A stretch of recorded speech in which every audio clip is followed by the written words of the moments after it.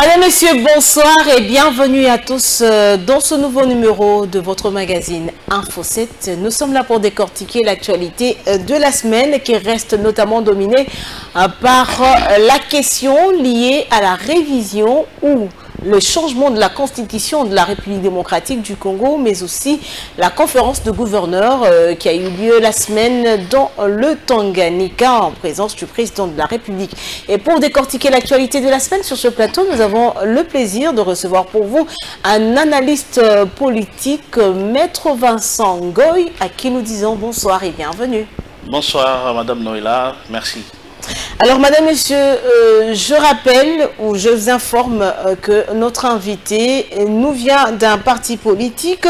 Il est donc secrétaire général du parti politique Front pour un Congo nouveau, mais il est également chef de travaux à l'université officielle de Mbuji-Mayi, c'est ça? Exactement. Alors, Maître Vincent Ngoy, comment vous allez? Oui, je me porte très bien. Je suis également l'actualité au pays qui est dominée par plusieurs sujets, et en général et en particulier cette question liée à l'avenir de notre constitution. Donc nous sommes vraiment aux aguets de cette actualité qui fait couler d'encre et des salives dans les pays. Alors, Maître Vincent Ngoy, vous êtes chef de travaux à l'université officielle de Mbuji-Mayi, donc vous nous venez du Kasaï oriental. Alors, comment se porte la province diamantifère? La province se porte bien. Il est vrai que j'y ai séjourné il y a 6 mois à peu près, donc pour l'instant je suis permanent à Mbuji-Mayi, plutôt à Kinshasa. La province se porte plutôt bien. Et de temps en temps pour des enseignements? Bien sûr, j'ai fait des descentes, j'ai été d'ailleurs candidat député national. Ça n'a pas été. FPEAU, je n'ai pas été élu. J'espère que ça sera pour la prochaine fois. Mais la ville se porte bien. Mais vous restez quand même près de votre base. Hein? Bien sûr, depuis que le président de la République, Félix Tshisekedi, a pris les pouvoirs, on sent quand même qu'il y a une nouvelle dynamique qui règne sur la province du Kasaï oriental. Il y a des infrastructures, des chantiers ouverts un peu partout. Et on sent que la ville va redevenir le miroir de la province du Kasaï oriental d'antan. Comme jadis. Ouais. Comme jadis, quand la Miba était encore la minière de Bakwanga. Oui, quand on était encore tout petit, cette ville attirait beaucoup de visiteurs à travers le monde. C'est pas pour rien, on l'avait appelé... on avait des communes telles que Tchibou, Chitoka et consorts. Aujourd'hui, tout cela est en train de revenir grâce à la clairvoyance de son Excellence Félix Tshisekedi. Nous sommes très contents. Alors, Maître Vincent Ngoy, vous êtes en train de décrire que la ville est en train de reprendre comme jadis, mais il y a quand même de voix qui estiment que Félix Tshisekedi a complètement oublié sa province. Non, complètement oublié, c'est faux. Qui l'eût cru? En tout cas, je devais parler spécialement de la voirie urbaine, parce que c'est ce qui m'intéresse. À l'époque, je sais que rouler en voiture à Mbuji-Mayi, c'était extrêmement difficile. C'est vrai qu'il y avait des routes qui étaient asphaltées, il y avait des efforts qui étaient fournis par les dirigeants qui étaient en place à l'époque, mais les vrais chantiers routiers, on les a vus grâce à l'avènement de Félix Tshisekedi. Ah bon? Oui, parce qu'aujourd'hui, Mbuji-Mayi, il semble qu'on a déjà asphalté autour de 100 km de routes. 100 ou à peu près 100 km de route. 100 km de route pour une ville comme Mbuji-Mayi, en tout cas, la voirie est totalement transformée. Il n'y a pas que ça. Il y a aujourd'hui l'université officielle de Mbuji-Mayi, dont je suis chef de travaux, qui s'est transformée complètement. Donc, dans quelques jours, Mbuji-Mayi va compter l'une des meilleures universités en termes de construction du pays. Alors, parlons également de l'hôpital de la Mouya. Cet hôpital a été totalement transformé, rénové par le président Félix Tshisekedi dans le cadre du programme de développement local des 145 territoires. J'ai également vu l'ancienne épée du 4 janvier, je crois que vous la connaissez parce que vous avez été là-bas aussi, qui a été transformé. C'était un bâtiment ultramoderne qui est sorti des terres en plein boulevard Laurent-Désiré Kabila à Mbuji-Mayi. C'est même là que je me suis enrôlé, c'est là que j'ai voté. Mais quand vous voyez cette bâtisse, c'est ultramoderne. Alors, les gens ont l'habitude de confondre les choses. Confondre les choses, comment ça? Oui, je m'explique. Allez-y. Le président de la République donne l'impulsion. Il fait ce qui est dans son pouvoir. Mais il appartient aux habitants de la ville de Mbuji-Mayi, aux hommes d'affaires, aux politiques, ainsi qu'à d'autres personnes qui ont des intérêts là-bas, de profiter de la présence du président de la République pour apporter leur pierre à l'édifice en termes d'investissement, pour attirer les investisseurs, pour donner un peu plus de tonus à leurs activités, parce que le président ne peut pas tout faire. Mais aussi de préalable, ils ne peuvent pas aller investir lorsqu'il n'y a pas de courant, par exemple, il n'y a pas d'eau. La question de l'électricité, les dessertes en eau et en électricité ont été sensiblement améliorées sur la ville de Mbuji-Mayi sous Félix Tshisekedi. À l'époque, on n'avait qu'un seul barrage, le fameux barrage de Tchala. Je l'appelle fameux parce qu'en fait, plusieurs efforts ont été fournis pour rénover ce barrage par l'ancien gouverneur qui était là-bas, mais à chaque fois, il était bloqué par l'AMIBA. Oui, l'AMIBA qui s'appropriait cet édifice, qui pensait que pour elle, vaut mieux que le barrage de Tchala reste dans son état initial rudimentaire. Oui, parce qu'il appartiendra à 100% toujours à l'AMIBA, que de recevoir des financements tendant à le rénover, à augmenter sa capacité pour que les intérêts qu'il produira soient partagés entre les acteurs qui auront contribué justement à sa rénovation. Là, l'AMIBA ne voulait pas l'entendre. Donc l'AMIBA ne voulait pas libéraliser, si on peut le dire? Non, l'AMIBA n'a jamais, jusqu'aujourd'hui, n'a jamais voulu libéraliser Tchala. Pourtant, il y a eu beaucoup de capitaux, notamment des hommes d'affaires kassaïens, je ne veux pas les citer ici, mais ils sont très nombreux à l'époque, qui avaient mobilisé 5 millions de dollars pour recruter une société internationale experte. Parce que à l'époque, ce projet date de 2016-2017, le barrage avait la capacité de 2 ou 3 mégawatts. Mais on pouvait augmenter cette capacité à 15 voire 20 mégawatts et résoudre le problème d'électricité en Mbuji-Mayi. Mais cela n'a pas été fait. Donc le problème en son temps, ce n'est pas le dirigeant, ce n'était pas le gouverneur, c'était donc c'était l'AMIBA qui refusait. Parce que c'est un dossier que j'avais suivi de près. Même actuellement, aux côtés du barrage de Tchala, nous avons Toubitoubidi qui fournit à peu près 2 mégawatts à la ville de Mbuji-Mayi. C'est pas suffisant. Oui, mais Mbuji-Mayi, ce n'est pas aussi une grande ville, parce qu'aujourd'hui, tout celui qui veut l'électricité en Mbuji-Mayi, même s'il coûte trop cher, elle coûte trop cher par rapport à la ville de Kinshasa, bah, on comprendra, c'est la loi, le principe de la loi de l'offre et de la demande. Si vous avez besoin d'électricité pour les ménages en Mbuji-Mayi, vous l'avez, et vous l'avez en temps réel, grâce à ce barrage. Donc, cette question a été résolue. Et quand l'électricité marche bien, forcément, par effet d'entraînement, l'eau aussi marche bien. Le réseau de distribution d'eau en Mbuji-Mayi a été substantiellement élargi. Ces questions ne sont plus d'actualité parce que quand j'ai séjourné en Mbuji-Mayi, contrairement à ici à Kinshasa, là où j'habite, à Mongafula, mais en Mbuji-Mayi, à l'époque, je pouvais me lever le matin, rentrer dans ma douche, actionner les passoires, et l'eau, la douche tombait sur ma tête. Donc, ce sont des choses qui sont actuellement en Mbuji-Mayi. Le président a fait sa part, mais le chef de l'État ne peut pas aller au champ en Mbuji-Mayi. Parce que pour développer cette province-là, il faut investir dans le champ. Il faudra que les habitants, les Kassaïens puissent s'approprier aussi et s'investir. Qu'ils s'investissent, qu'ils profitent de beaucoup d'ouvertures qui sont apportées par la présence de Félix Tshisekedi à la présidence. Oui, bien sûr, il y a beaucoup d'ouvertures. Par exemple, aujourd'hui, pour la première fois dans l'histoire de ce pays, il y a le plus grand nombre de Kassaïens qui occupent les plus hautes fonctions dans ce pays. Mais ça n'a pas commencé seulement avec Félix Tshisekedi, même... Si, ça a commencé seulement avec Félix Tshisekedi, parce que lui-même, Félix Tshisekedi est le premier Kassaïen à être chef de l'État. On n'a jamais eu de Kassaïen chef de l'État.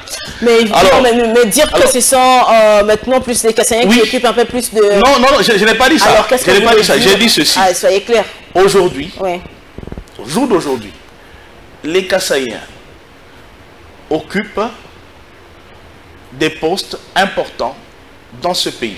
C'est vrai aux côtés des autres tribus, je suis d'accord. Mais nous sommes également d'accord que nous avons le président de la République, qui est kassaïen. Nous avons la gouverneure de la Banque centrale, qui est kassaïenne, oui, bien sûr.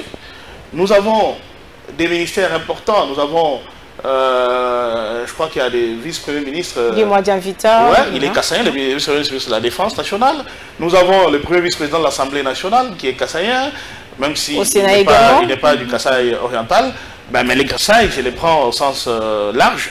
Au Sénat, vous l'avez dit, il n'y a pas que ça. Nous avions un ministre des Finances kassaïen il n'y a pas longtemps. C'est dans toute la chaîne de dépenses, c'était ça, etc., etc.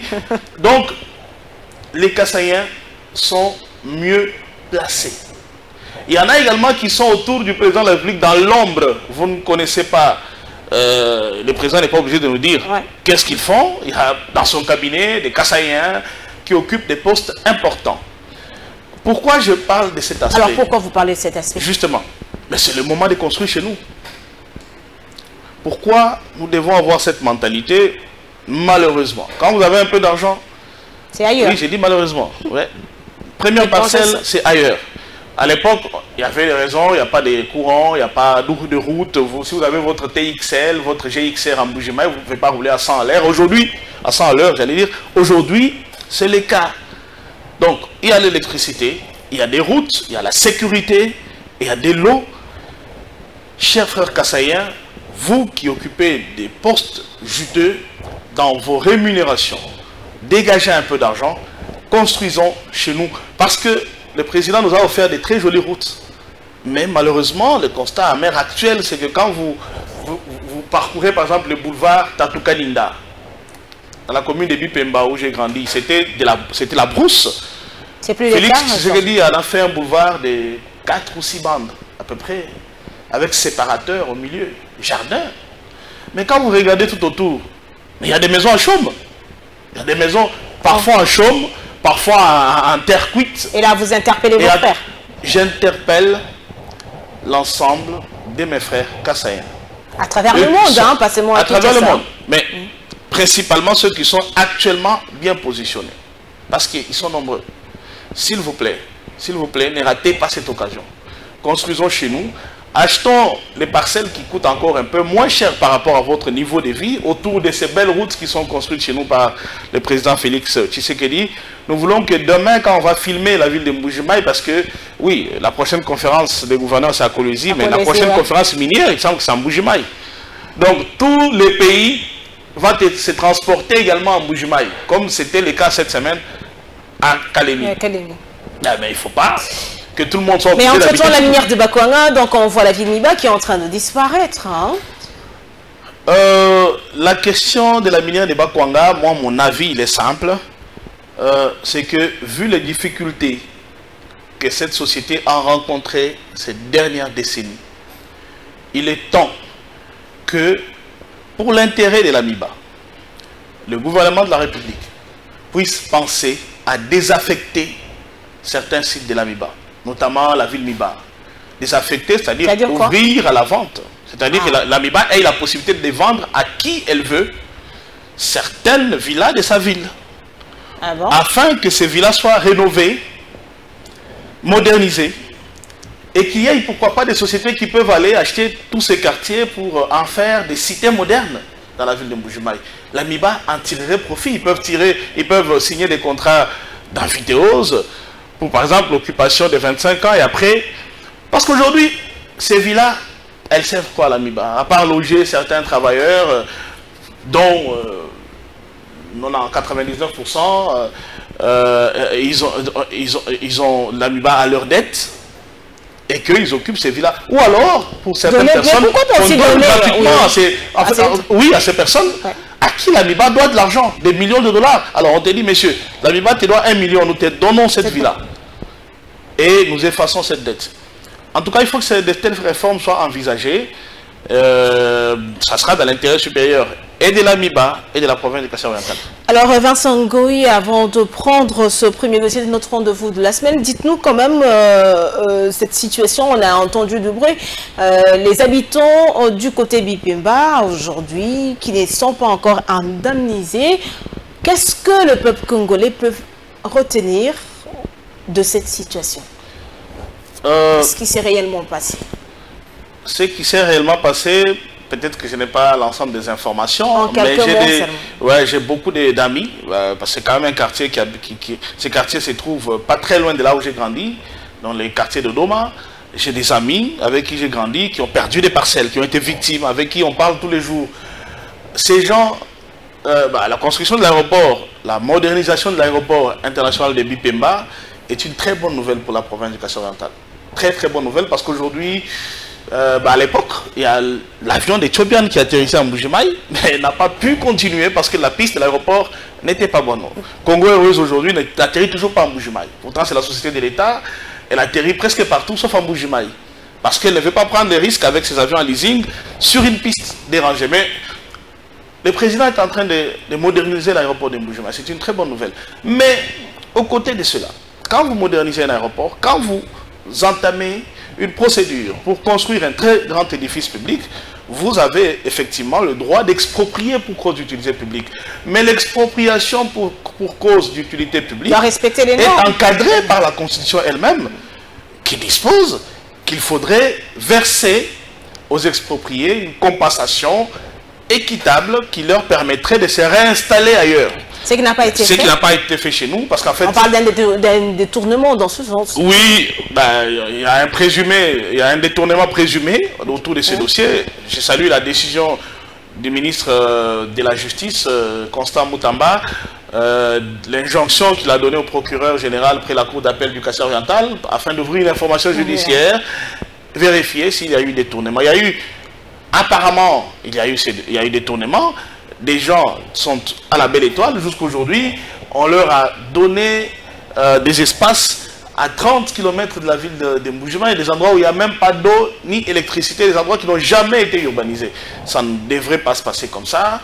Il faudrait que le pouvoir central puisse régler cette question parce qu'elle pourrait entacher l'image de l'aéroport en chantier. Madame, Messieurs, place à présent à ce premier dossier de notre rendez-vous de la semaine.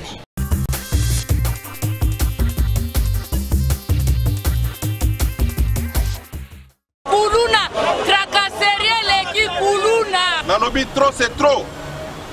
Mokonzi mboka a instruire nga alobi alingi lisusu koyoka phénomène kuluna na kati ya mboka ote. Et pour ça vous allez user de tous les moyens légaux pour maîtriser le phénomène wana. Tokani? L'opération Panthère Noire était bien accueillie par la population.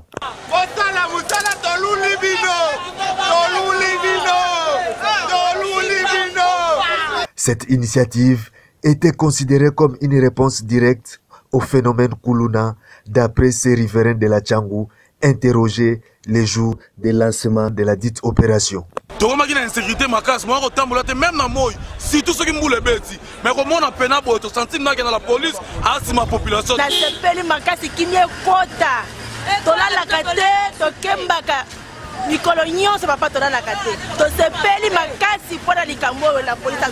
L'initiative du VPM de l'intérieur honoraire, Maître Peter Kazadi-Kankonde, devrait être pérennisée comme l'ont cru la population de Makala.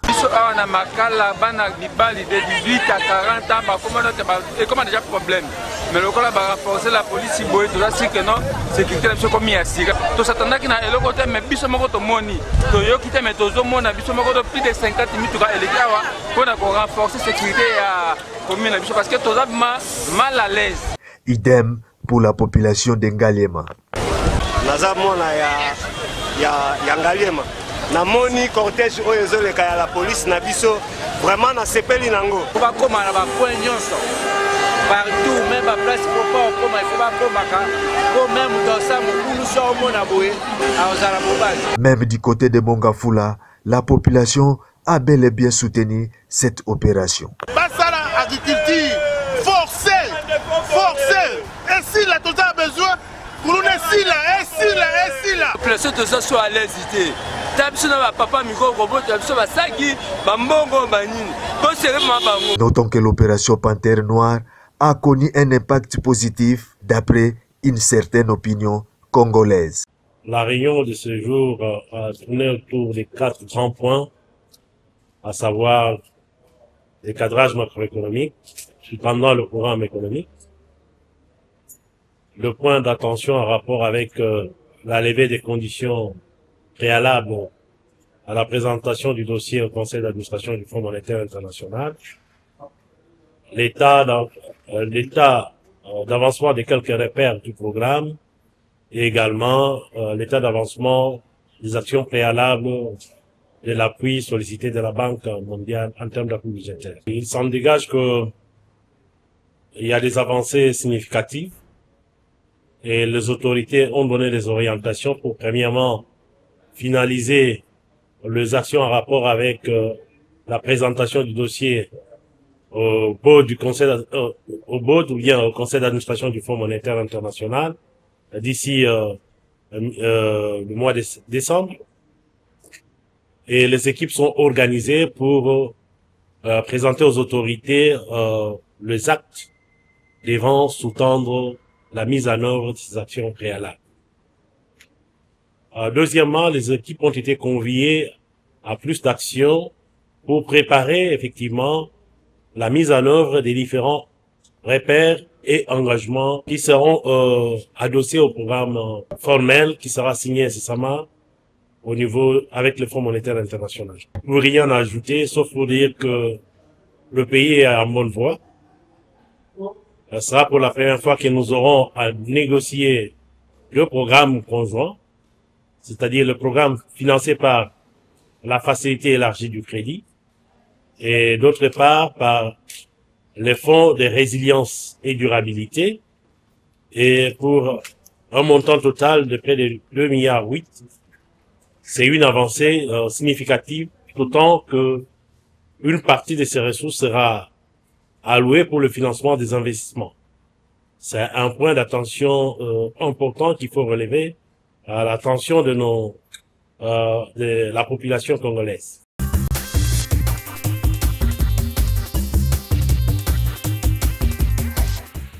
Alors, Maître Vincent Goy, projet 145 territoires, on en parle aujourd'hui.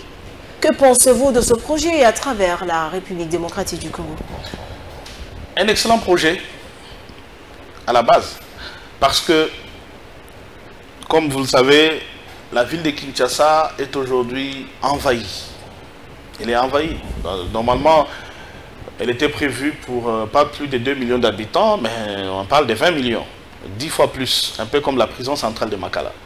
Imaginez un peu les conditions là-bas, et les conditions, c'est exactement, pas exactement, c'est à peu près la même chose qu'à Kinshasa, mais cette fois-là, chacun est chez lui.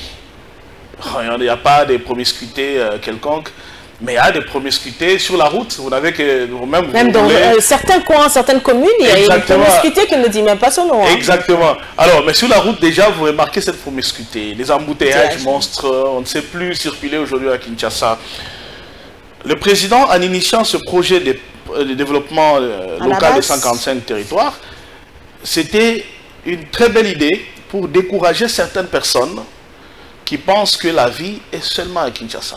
Par exemple, les gens viennent à Kinshasa, pourquoi? C'est parce qu'ils se lèvent un matin, ils veulent regarder les matchs du Real Madrid, ils regardent sur son téléphone, ils voient, le Real a gagné, Barcelone a gagné, Mazembe a gagné, l'équipe nationale joue, mais il ne sait pas ouvrir, il ne sait pas déclencher sa télévision et regarder.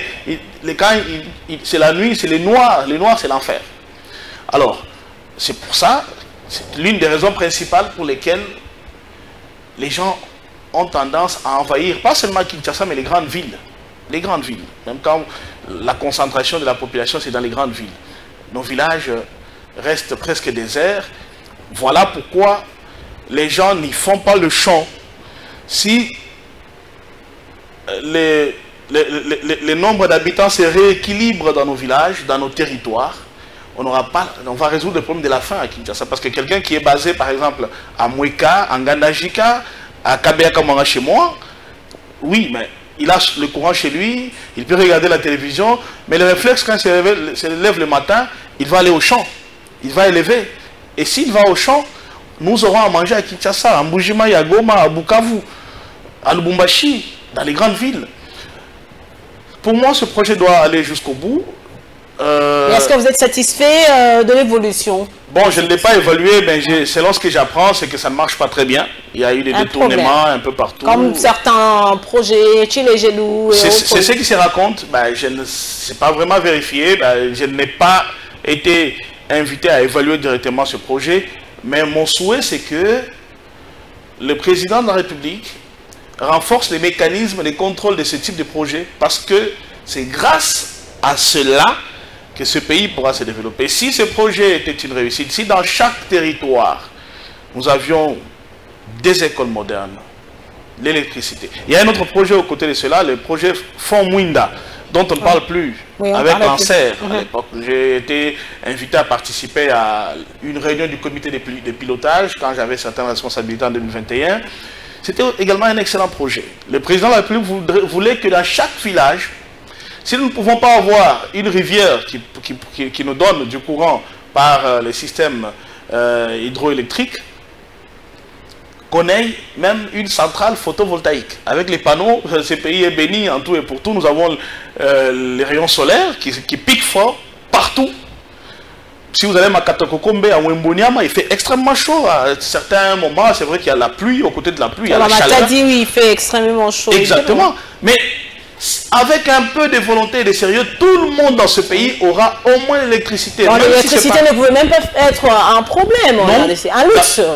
Dans les 145 territoires, ce pays est à mesure de mobiliser des fonds pour construire 145 centrales photovoltaïques qui peuvent produire au moins 5 MW chacune. Alors maintenant, c'est un problème de volonté. Pourquoi? La question que plusieurs Congolais se posent, pourquoi ça ne marche toujours pas? On a des projets qui commencent et après, ces projets sont presque placés dans les oubliettes. Les suivis parce que c'est même cela qui devrait inspirer le pouvoir constituant originaire. On va peut-être, quand on va aborder cette question. Oui. Dans ce pays, il faut renforcer le système pénal. Les pays qui se sont développés, la Chine, la Corée du Sud, même la Corée du Nord. Vous ne pouvez pas y faire n'importe quoi. Donc, pourquoi vous ne pouvez pas y faire n'importe quoi? C'est parce que le droit pénal est strictement appliqué. Donc, vous conduisez en état d'ivresse, on vous arrête, vous faites la prison. La justice élève une nation. Exactement. La justice élève une nation et la justice ne peut pas avoir la force si cette force n'est pas garantie, n'est pas plantée dès le départ dans la Constitution. Mais le problème, c'est que la RDC ne manque pas de loi. On a quand même de loi, on a des tests, mais l'application de tout ce que nous avons, tous ces documents qui régissent le pays. Certaines lois ne sont pas clairement définies. Par exemple, quelle est la loi qui dispose que quand on vous donne un projet de 145 territoires, on vous charge les fiscs du suivi. Si votre suivi est défaillant, vous devez faire la prison. Nous n'avons pas ce type de loi. Nous n'avons pas ce type de loi. Nous n'avons pas de parquet financier. Là encore, je salue le ministre Constant Moutamba. On a évoqué le parquet financier lors des états généraux de la justice. Exactement. Nous devons avoir pas seulement des parquets financiers, nous devons avoir un parquet environnemental. Quand vous me conduisez en matière environnementale, donc un magistrat spécialiste en environnement vous interpelle, vous juge. Nous devons avoir des parquets routiers pour les grandes villes. L'agriculture également? Bien sûr. Pour chaque secteur, c'est ça? Il faut décentraliser les parquets congolais. Les tribunaux resteront les mêmes. Il faudra peut-être, ne fût-ce que organiser régulièrement des remises à niveau des magistrats, des renforcements des capacités, mais les parquets congolais, il faut strictement le décentraliser dans les principaux, selon les principaux piliers qui bloquent le développement de ce pays, notamment les finances, les détournements, la corruption,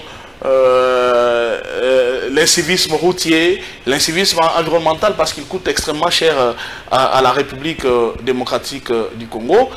Ce type de réformes devrait vraiment être faites dans ce pays et laisser les juges faire leur travail. Laisser les juges faire leur travail, les suivre aussi de manière stricte, améliorer leurs conditions de vie et de travail, et ce pays va se relever, je suis sûr. Alors, vous vivez à Kinshasa. Comment est-ce que vous voyez cette province, Kinshasa, capitale de la République démocratique du Congo? C'est une ville, une belle ville, il fait beau vivre. Kinshasa, je suis d'accord. Fait beau vivre. Je suis d'accord. Oui, en principe, en général. Mais aux côtés de cela, il y a à boire et à manger à Kinshasa. À boire et à manger. À boire et à manger à Kinshasa, oui. C'est dites-nous, qu'est-ce que vous voulez nous dire par là? Qu'est-ce que je veux dire? Par exemple, le principal problème qui constitue les casse-têtes des Kinois, les embouteillages.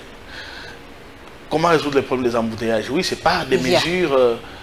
Il y a des sens uniques qu'on a instaurés. Ces systèmes de sens uniques, nos autorités qui réfléchissent sur ces systèmes, quand vous faites un essai, vous remarquez que ça ne marche pas. Mais ayez le courage de vous redire. Ayez le courage de dire, ok. C'est pas non plus un péché, hein. Peut-être que ce système marche, ne fût-ce que dans ce quartier, mais dans tel autre secteur, ça ne marche pas. Nous devons lever ce système. Parce qu'aujourd'hui, le problème des embouteillages à Kinshasa n'est pas causé par, pas par sens unique et qu'on sort. Non, l'embouteillage à Kinshasa, il y a plusieurs raisons. La raison principale, c'est l'incivisme. Non, d'abord, l'insuffisance des routes. Nous n'avons pas assez de routes. Il y a beaucoup Mais nous avons eu un projet. Oui, Kinshasa, zéro trop. Kinshasa, zéro trop. Ok, alors, aux côtés des problèmes des routes, parce qu'il n'y en a pas assez, il y a l'incivisme routier. Donc l'autorité publique assiste comme ça, de manière passive, à cet incivisme. Donc quelqu'un peut prendre tout simplement le sens unique, deuxième, troisième, quatrième bande. Mais c'est plus... Et c'est comme ça. Quand vous parlez des sens uniques, Maître Vincent Goy, mais nous voyons que c'est plus les autorités qui le font. Et le paisible citoyen ne suit que ce qui s'est passé avec les autorités. Bien que le président de la République a eu quand même à interpeller les autorités, le ministre lors des conseils de ministres, mais la parole du président de la République n'est pas prise en compte. Oui, les autorités devraient d'abord se discipliner. Je suis d'accord sur ce point. Mais il faudra, selon moi, en attendant, parce que les routes ne viendront pas demain, il faudra du temps pour construire ces routes et les moyens... dont on dit tout le temps qu'ils ne sont pas là, ils sont inexistants. En attendant cela... c'est une chanson, hein? Oui, en attendant cela, moi je pense qu'il faut un système, donc renforcer la présence, pas des policiers, mais des militaires, parce qu'avec les policiers, ça a démontré des limites. Les militaires dans les grands carrefours, ils appliquent la discipline militaire, ça c'est de un, instaurer un système de caméras. Pas des caméras surveillance du chef. Non. Ces militaires soient dotés de caméras. Même si ce ne sont pas les militaires, mais qu'il y ait, parce qu'il existe apparemment la Commission nationale de prévention routière, que cette commission se dote de caméras. Même si ce ne sont pas des caméras classiques, mais des téléphones portables qui peuvent filmer. Filmer? Oui. C'est-à-dire que un civisme, que ce soit un ministre, que ce soit un individu, un conducteur lambda, vous enfreignez aux règles de circulation routière, vous êtes filmé. Comme ça, on filme votre plaque. On filme votre plaque, on vous filme vous-même. Et si on ne sait pas vous interpeller sur le champ, mais il existe une base de données de tous les véhicules qui roulent dans les grandes villes, auprès des services compétents de transport, de la DGI, etc., etc. Il existe un mécanisme pour traquer des personnes. Pour preuve, quand il y a un accident de circulation, on sait toujours retrouver le conducteur d'une manière ou d'une autre. Mais si vous enfreignez aux règles de circulation, aux règles des codes de la route, mais il y a également la possibilité de vous ravir. Si dans ce pays, dans cette ville de Kinshasa en particulier, on renforce la rigueur sur les routes, vous enfreignez le code de la route, soit on saisit les véhicules, vous payez une forte amende qui pourrait commencer par 100 $. Et si vous ne payez pas à l'issue de 15-30 jours, on procède à la vente publique de ces véhicules. Mais les gens vont se discipliner. Qui acceptera que son véhicule soit vendu aux enchères? Mais à un moment, nous avons vu les policiers être dotés des téléphones portables pour filmer et qu'il y a eu dérapage dans la façon de faire. Voilà pourquoi j'ai parlé des commissions mixtes. Parce qu'ici, il y a la commission de prévention routière, il y a la police de circulation routière, mais surtout l'armée. Dans les coins principaux, moi je pense que si tout le monde se surveille, il n'y aura pas de dérapage. On peut quand même voir là où il y a l'armée qu'il n'y a pas d'embouteillage. Il y a également des endroits où l'État lui-même oui, malheureusement, a failli. Ce n'est pas l'état actuel de Félix Tshisekedi, non, l'état de toutes ces années a failli. Quand vous allez au rond-point Ngaba, il existe une station là-bas, au rond-point Ngaba, une station Kobil apparemment, sur ce rond-point-là. La station occupe les 3/4 de la route du rond-point. Depuis des années, ça peut faire plus de 20 ans ou 25 ans. Cette station occupe les 3/4 de la route. Elle empêche les populations qui quittent Lemba, qui quittent Limité, pardon, qui veulent rejoindre leur maison à Lemba, à Rigini, à Mongafula, un peu partout en Ngaba, mais donc la station n'a pas respecté les normes, c'est ça? Non, mais il faut simplement rétrécir cette station ou carrément la délocaliser. Comment une station, pas délocaliser seulement une station service, une station d'essence peut causer des embouteillages monstres depuis des années, personne n'en parle. Surtout que les embouteillages aujourd'hui, les embouteillages font perdre même de l'argent. De l'argent. Moi j'ai vu une autorité venir en moto. Parce que... À ces risques et périls. Parce que les motos ne constituent pas un moyen de transport sûr. C'est sur l'échelle de la sûreté, c'est peut-être les derniers. C'est le dernier. Moto à Kinshasa. Ouais. Donc, l'État a failli sur ce point. Si on démolit cette station, il y a suffisamment de terrain, on lui redonne un autre espace, mais le problème du rond-point Ngaba, il est résolu. Mais aujourd'hui, les écoles, les stations, elles pullulent partout, elles entravent la circulation, et on ne dit rien. Il y a également des marchés pirates, etc., etc. Alors, est-ce que vous êtes satisfait depuis quelques mois, Daniel Bumba, gouverneur de Kinshasa, sa façon de faire? En tout cas, en tant que Kinois, non. Mais je n'aimerais pas faire des commentaires, je souhaite qu'il s'améliore davantage. Madame, Messieurs, place à ce deuxième dossier de notre rendez-vous de la semaine.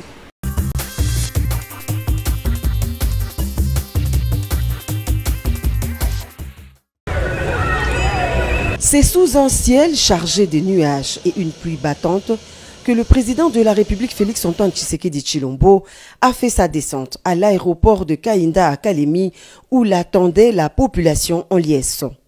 Alors que les températures chutaient et que les vents frais s'intensifiaient, la population déterminée s'était mobilisée en masse pour accueillir son chef de l'État. Les rues menant à l'aéroport étaient bondées de milliers de Calémiens brandissant des pancartes et des drapeaux, malgré les gouttes d'eau qui les mouillaient de la tête aux pieds. Cette mobilisation témoigne de l'importance de cette visite pour la population de Kalemi et ses environs. Le point d'orgue de cette visite a été le meeting organisé devant le terrain Maendeleo sur la route Lumumba. Tous les Calémiens se sont donné rendez-vous pour écouter celui qu'ils appellent affectueusement Baba wa Taïfa. Dans son adresse, le président de la République a remercié la population de Kalemi pour l'accueil délirant lui réservé, bravant la pluie qui a arrosé la ville ce mardi. Dans son discours, le chef de l'État a rappelé les 6 engagements de son deuxième quinquennat qui accordent une place de choix à la création d'emplois pour les jeunes grâce à l'entrepreneuriat. La protection du pouvoir d'achat, assurer avec plus d'efficacité la sécurité pour tous, l'engagement de garantir plus d'accès aux services sociaux de base et le dernier consistant à renforcer l'efficacité de l'administration publique. Nous sommes en train de prendre des mesures pour améliorer la vie de nos compatriotes. Nous avons pris déjà des mesures pour baisser le prix du carburant. Nous sommes en train de prendre des mesures qui vont avoir leurs effets très bientôt pour baisser le prix des denrées de première nécessité. Et je peux vous dire que tout est fait, tout est pris en compte pour que vous puissiez passer d'agréables fêtes de fin d'année. Les prix des denrées vont baisser pour permettre au peuple congolais de festoyer dans la joie et dans la dignité. Le collectif de gouverneurs de province et de la ville-province de Kinshasa, réunis dans ce cadre, remercie votre très haute autorité pour avoir pris le soin de convoquer par l'ordonnance numéro 24/101 du 14 novembre 2024 et conformément à l'article 200 de la Constitution en vigueur en RDC, la 11e session de la conférence des gouverneurs dans la province du Tanganyika, ville de Kalemi, sous les thèmes « Renforcer la gouvernance des provinces pour assurer la cohésion communautaire, facteur clé de la réussite des programmes de développement local de 145 territoires en sigle PDL 145T ». D'entrée de jeu, nous profitons de cette première occasion de vous rencontrer tous au même moment pour vous féliciter très chaleureusement pour votre brillante réélection à la magistrature suprême de notre pays et vous souhaiter un fructueux mandat, celui de la consolidation des acquis en vue du développement du pays. Les gouverneurs de province, en leur qualité de représentants de votre très haute autorité en province, tiennent à vous adresser la présente motion de soutien afin de vous rassurer que vos instructions ont toujours été exécutées et relayées par chacun de nous dans nos entités respectives. En ce sens, nous soutenons la consolidation de l'effort de cohésion nationale et de l'élan de développement impulsé par votre très haute autorité qui définissent la vision de la refondation, de la renaissance et de la reconstruction ainsi que de l'émergence du pays.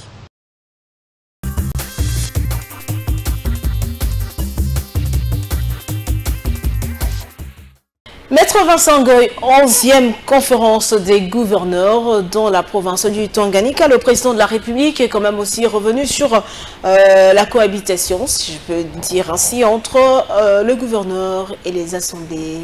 Donc le président des assemblées, le gouvernorat, ça va toujours pas. Et le président de la République est quand même revenu sur cette cohabitation. C'est l'éternel problème et je pense qu'on ne va jamais résoudre ce problème. Parce que quelle est la situation? Moi j'ai travaillé en province auprès d'un gouverneur, je suis mieux placé pour en parler. Okay. Vous vous retrouverez dans une situation où l'Assemblée provinciale, un peu comme dans les provinces telles que le Sankourou, l'Assemblée provinciale est composée de moins de 20 députés provinciaux, au Kassa-Oriental c'est 24. Alors, vous avez 20 députés, 20 Congolais, qui se sont fait élire, parce qu'on sait que les députés, parfois, on peut prendre quelqu'un qui ne faisait rien, qui n'avait pas... On fait de lui député. On fait de lui député. Alors, quand ce groupe de personnes, et ce groupe de compatriotes, choisissent en leur sein un gouverneur et un vice-gouverneur, et que tout d'un coup, le gouverneur commence à rouler en 4x4, il peut aller en France comme il veut, il a des très bons soins, ses enfants sont bien pris en charge, il dort bien, il a la sécurité.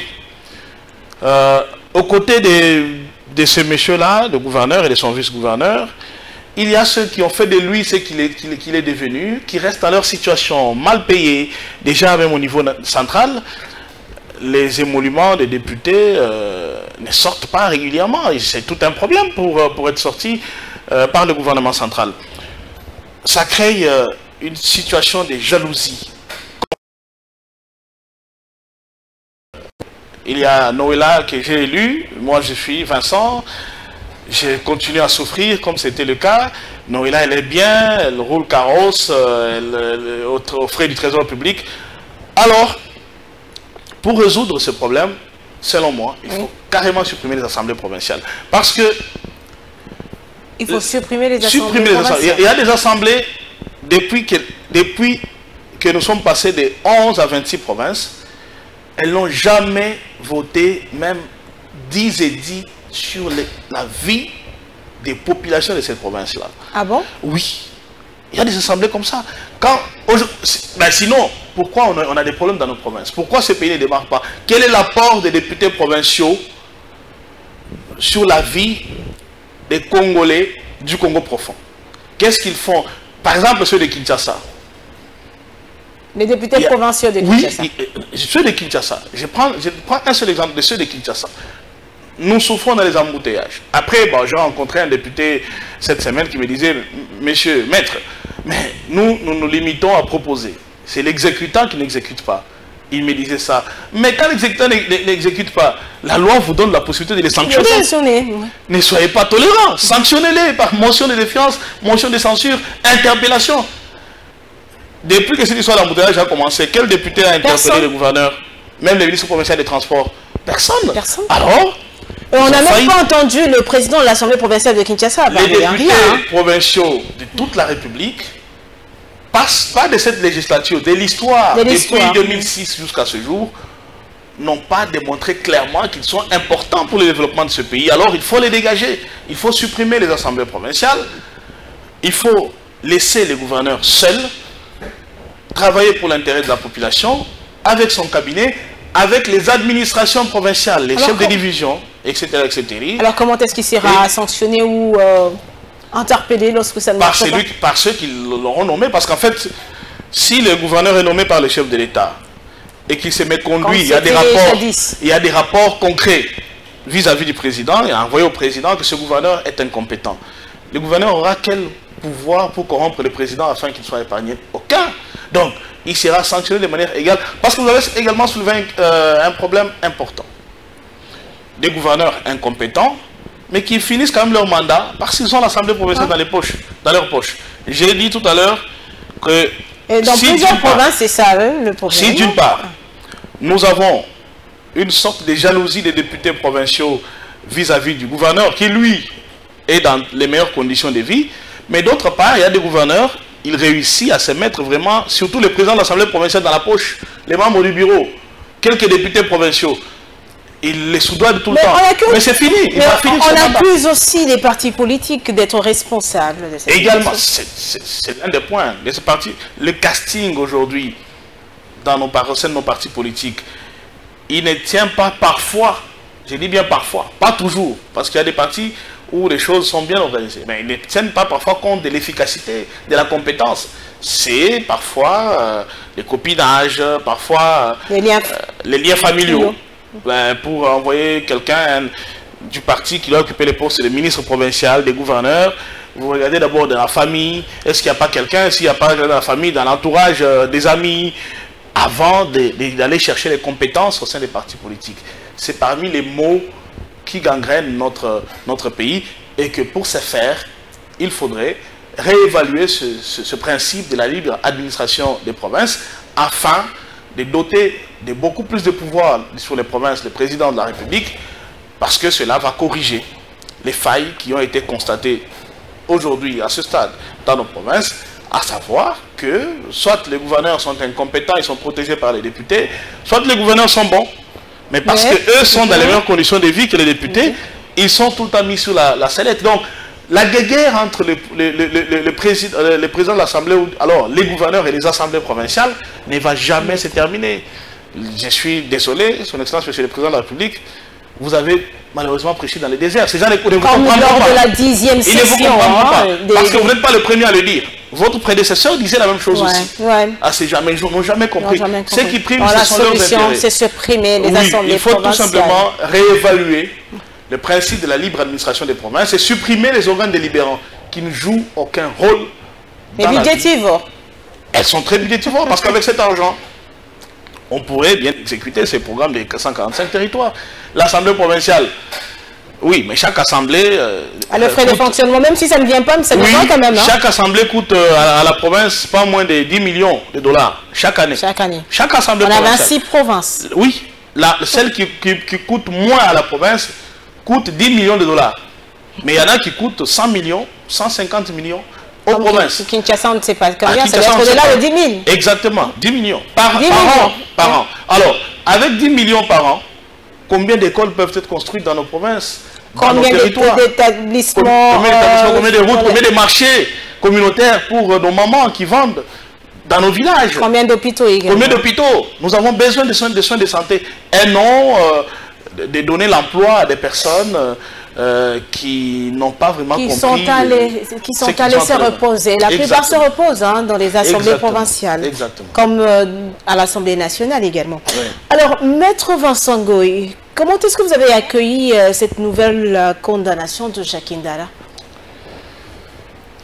C'est un dossier que je ne suis pas de près. Et en tant qu'avocat, même si je ne suis pas ici en tant qu'avocat, j'ai l'interdiction de commenter les actions qui sont en cours au niveau judiciaire. Je ne sais pas de quoi on lui reproche. Au départ, on a appris qu'il y avait des dénonciations sur les réseaux sociaux et consorts, mais par la suite, ça se retourne contre lui. J'aimerais vraiment pénétrer le dossier avant de mettre un avis, au lieu de me tromper.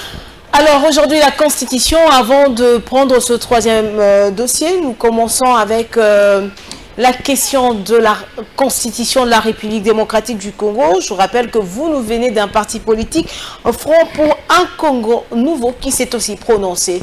Quelle est votre position? Changement, révision, la Constitution? Notre position, c'est changement et basculement vers la 4e République. Mais c'est pas un peu, c'est pas tôt, parce que le président de la République ne s'est pas encore prononcé. Il a donné rendez-vous en 2025. Hein. Nous lui donnons nos opinions, notre façon de voir les choses, notre vision, notre proposition, c'est le changement. Pourquoi le changement de la Constitution? Oui, je m'explique.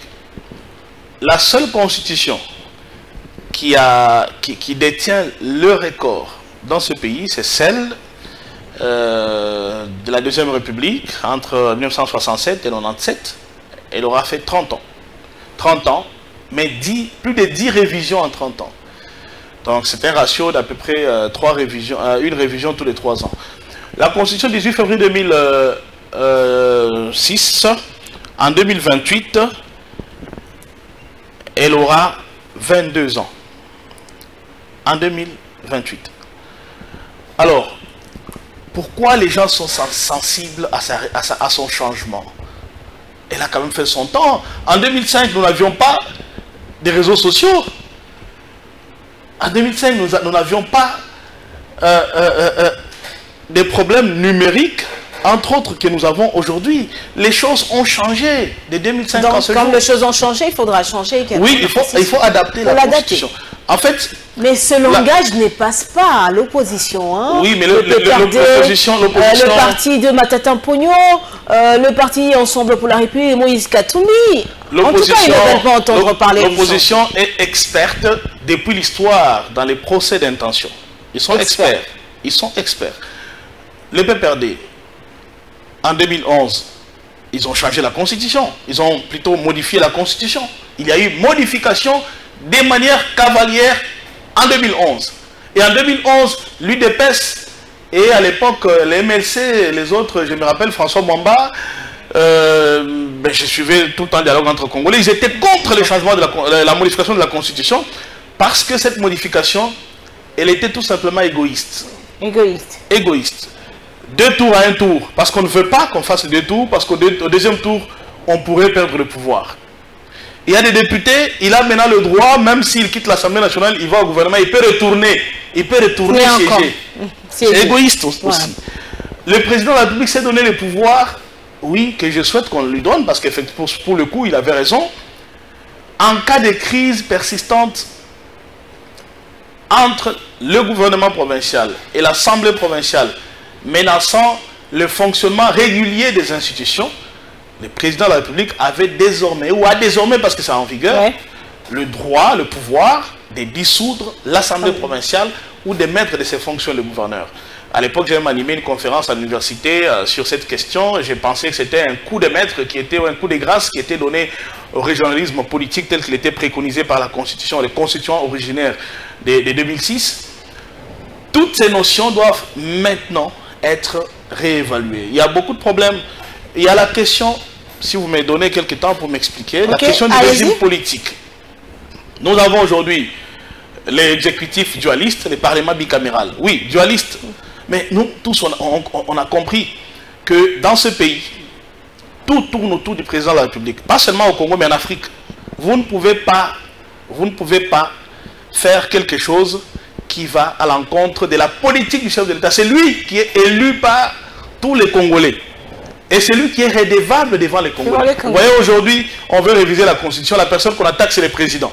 Bien que même en RDC, ce n'est pas le président qui gère. Il a une vision, mais c'est le Premier ministre. Oui, mais ça, c'est les textes. Ça, ce sont les textes qui ont des anomalies. Oui. C'est le président qui gère. C'est lui qui... Mais non, on se base sur la Constitution. Je suis d'accord. C'est le Premier ministre. Donc, le gouvernement présente son programme à l'Assemblée nationale. Et il est investi sur base de ce programme.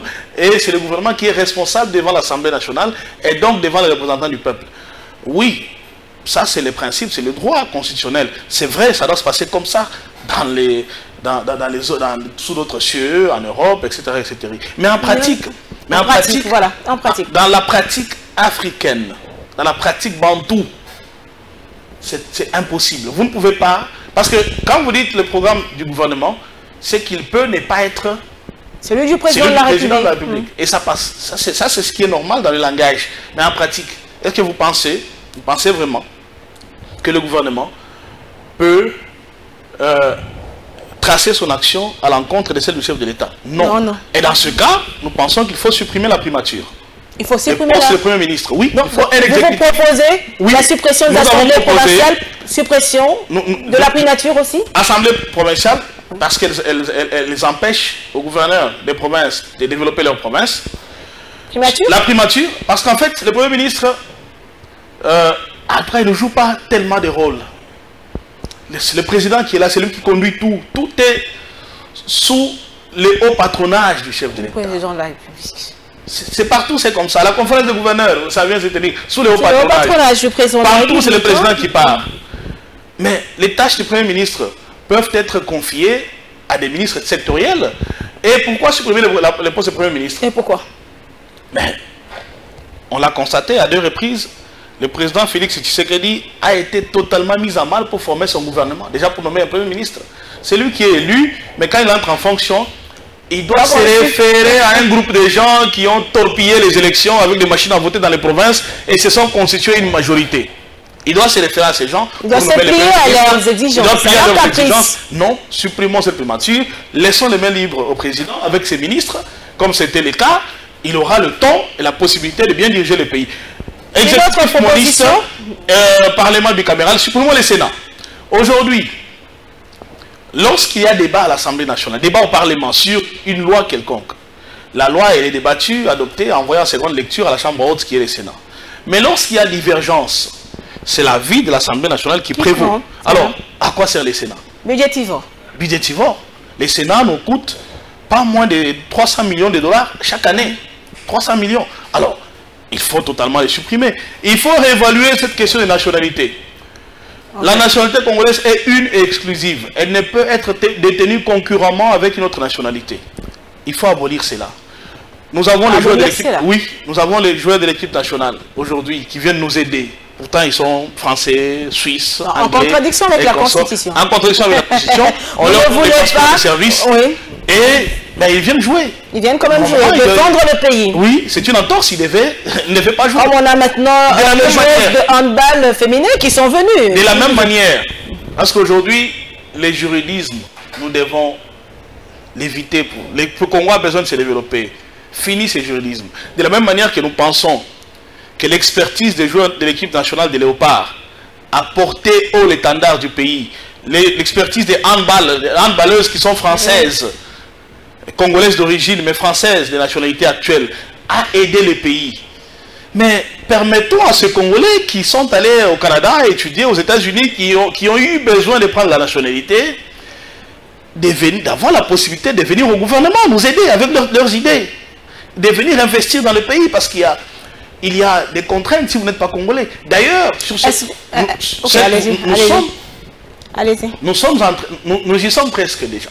Aujourd'hui, si vous êtes congolais, même d'un arrière-parent, même si vous n'avez pas la nationalité congolaise, auparavant, vous aviez l'obligation d'obtenir un visa à l'aéroport. Mais aujourd'hui, vous rentrez dans votre pays gratuitement. Gratuitement, ouais. Donc, on tend vers ça. Ouvrons cette question de nationalité. Troisième question, j'ai déjà parlé de la libre administration des provinces, je n'y reviens pas, supprimer les assemblées provinciales. Réadapter les fonctionnements de l'appareil judiciaire. Oui, au Conseil supérieur de la justice, avec comme président les chefs de l'État, membres les ministres de la justice, mais oui aussi à l'instauration au sein du Conseil supérieur de la justice d'un conseil statutaire et disciplinaire des magistrats. Pourquoi? Cette structure, oui, parce que les chefs d'État ne pourraient pas s'occuper des sanctionner un magistrat qui aurait mal dit les droits. Ce sont ses collègues qui doivent les sanctionner. C'est le rôle du Conseil supérieur de la magistrature. Proposer la promotion en grade des juges. Ça, ce n'est pas le président, ce n'est pas le ministre de la Justice, c'est le corps des magistrats. Et ce corps qui est aujourd'hui réunis au sein du Conseil supérieur de la magistrature, on ne peut pas l'éliminer complètement, on ne peut pas les supprimer. Il faut qu'il y ait un conseil statutaire et disciplinaire des magistrats qui serait un organe autonome au sein du Conseil supérieur de la justice et qui serait chargé de la promotion en grade des magistrats, des sanctions disciplinaires des magistrats, etc., etc. Au sein de la Constitution, il faudrait renforcer le système pénal. Je l'ai dit tout à l'heure, il faudrait que ça soit dit clairement dans la Constitution. Tolérance zéro à l'égard de ceux qui gèrent la chose publique. Vous êtes ministre, on vous accuse de détournement, automatiquement les parquets financiers ouvrent une information judiciaire à votre encontre, les audiences sont publiques et même à la télévision nationale, on vous juge, on vous condamne et vous allez purger une peine quelque part, pas dans les prisons civiles que nous avons aujourd'hui. Il faut également clarifier l'article 217, le fameux article. Et que dit cet article, l'article 217? Oui, l'article 217 dispose que, afin de promouvoir l'unité africaine, le Congo pourrait céder quelques terres. Oui, il peut y avoir bonne volonté parce qu'il me semble que c'est au nom de cette loi que nous avons des ambassades ici, etc. Nous avons également des ambassades ailleurs, mais il faut clarifier cet article. Et qu'est-ce que vous gêne dans cet article-là? Qu'est-ce que vous voulez bien voir être clarifié? Il faut clarifier cette possibilité d'offrir des terres. Ah, ça, c'est ce que vous ne voulez pas. Oui, nous ne voulons pas. RDC ne peut pas offrir ces terres. On ne peut pas offrir ces terres. On ne peut pas offrir ces terres.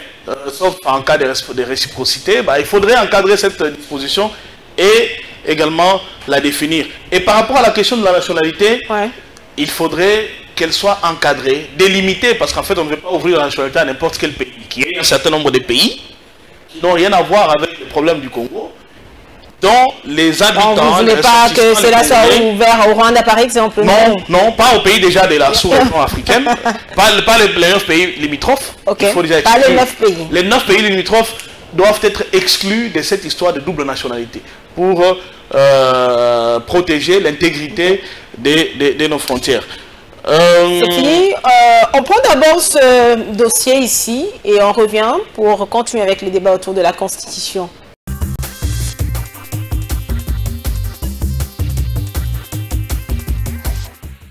Après avoir suivi avec consternation M. Félix Tshisekedi et ses acolytes au Katanga de mauvais goût sur sa volonté de changer la Constitution, déclarons solennellement notre opposition à ce changement de la Constitution et convenons d'affirmer les points suivants. 1. La mise en place du bloc de l'opposition contre toute initiative de changement ou de révision de la Constitution sur l'ensemble du Katanga. 2. Le soutien intégral à la déclaration du bloc de l'opposition du 20 novembre 2024 au centre interdiocésain de Kinshasa dans le cadre du Front politique et social. 3. Le rejet total et ferme du projet du changement ou de la révision de la Constitution, perçu particulièrement au Katanga comme un outil de domination, d'aliénation des Katangais, de prédation et de pillage visant les ressources minières du Katanga avec la nomination des gouverneurs non originaires. Voilà, c'est tout ça. 4. Aucune disposition de la Constitution n'empêche M. Tshisekedi Tshilombo d'empêcher les humiliations, les massacres et les tueries dans des Katangais à l'instar de ceux de Kweto, de Kilwa, de Kilorelobé, de Fungurume, Kasumbalesa et tant d'autres. L'inaction du régime actuel pour empêcher ou condamner les auteurs de ces délits n'est pas le fait de la Constitution. 5. La souffrance du peuple katangais qui atteint des niveaux tragiques et insupportables. La corruption et le détournement des deniers publics devenus institutionnalisés ne sont pas imputables à la Constitution, mais bien au régime en place. Ce mardi, vers 16h pile, Jean-Thierry Monsenepo était au siège de l'UDPS. Ce cadre de l'Union sacrée et président du conseil d'administration de Kobil Sarel était venu échanger avec le secrétaire général du parti au pouvoir sur la question du changement de la constitution. À l'arrivée d'Augustin Kabouya, l'ambiance était bon enfant.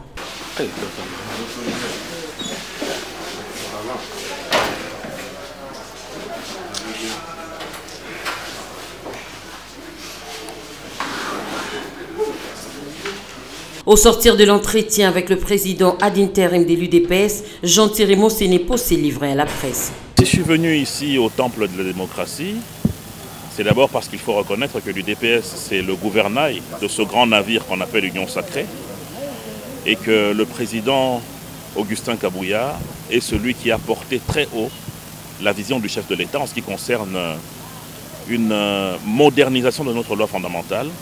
Et étant donné que nous autres sommes derrière la vision de la haute autorité, nous sommes venus auprès du président Augustin Kabouya pour avoir des orientations par rapport à ce débat. Sur base du discours que le président de la République a tenu, sur base de la volonté qu'il a de donner aux Congolais une loi fondamentale émancipée, mais aussi qui réponde à la vision actuelle, celle du développement du pays.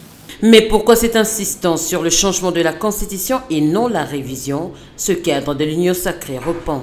Parce qu'il ne faut pas oublier qu'aujourd'hui nous sommes en train de travailler pour permettre à ce que le Congo puisse se moderniser.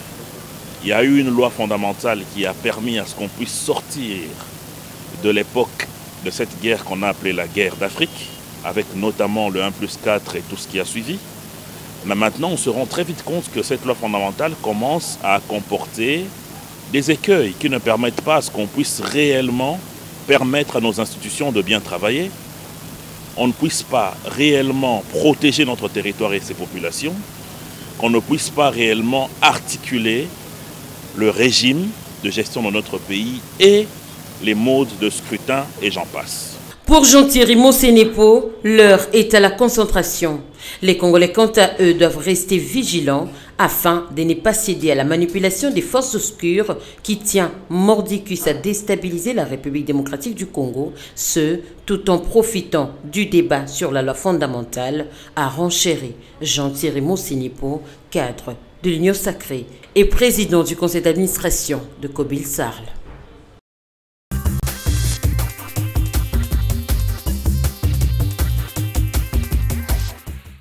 Alors, Maître Vincent Gouy, encore d'autres propositions venant de votre parti politique? Supprimer la CENI.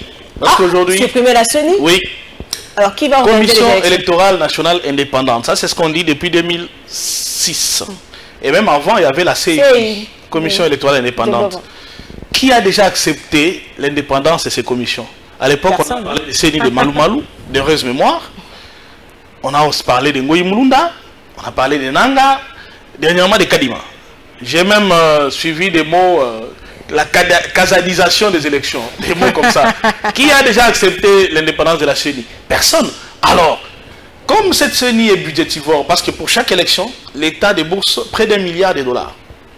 Préparatifs, recrutement, formation, acquisition de matériels qui sont généralement jetés ou brûlés. Je ne sais pas, parce qu'à chaque élection, on achète de nouveaux matériels. Où après on fait cadeau à des pays. Récemment, ça, on avait envoyé au Togo, c'est ce que j'avais appris. Oui, mais nous devons institutionnaliser la CENI. Nous devons retourner la CENI à l'administration du ministère de l'Intérieur. C'est ce qui se passe aux États-Unis, en France. Il n'existe qu'il y aura pas cette indépendance? Non, il n'y aura pas l'indépendance. Déjà, elle n'est pas acceptée. Déjà, elle n'est pas acceptée. L'administration, selon les statuts des agents et carrières publiques de l'État, l'administration est une institution neutre. Neutre, oui.